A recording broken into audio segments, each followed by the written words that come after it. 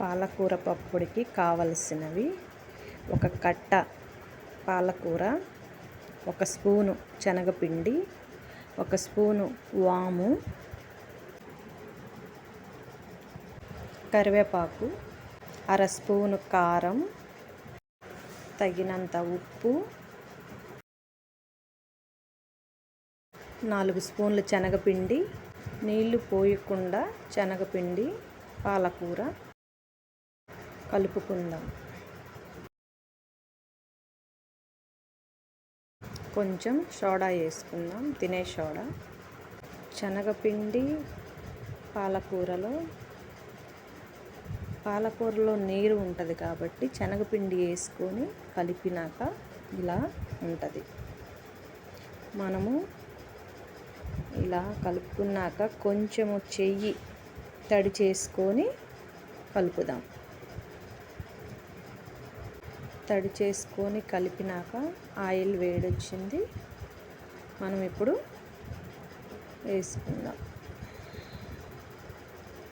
ఉల్లిపాయ పకోడీ ఎలా వేసుకుంటామో అలాగే వేసుకోవాలి, కానీ ఇది చాలా మంచిది, హెల్త్కి చాలా మంచిది పాలకూర పకోడీ.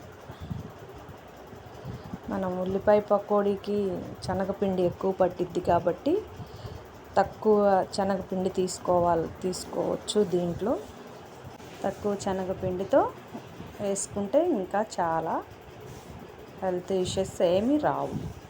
పాలకూర కూడా మంచి ఆకుకూరే.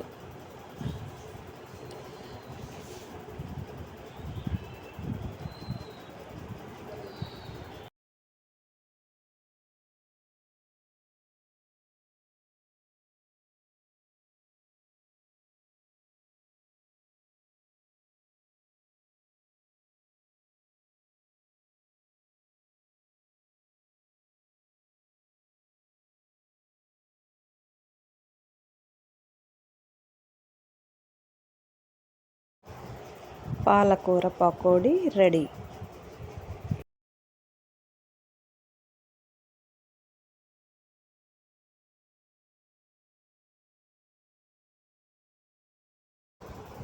పాలకూర పకోడీ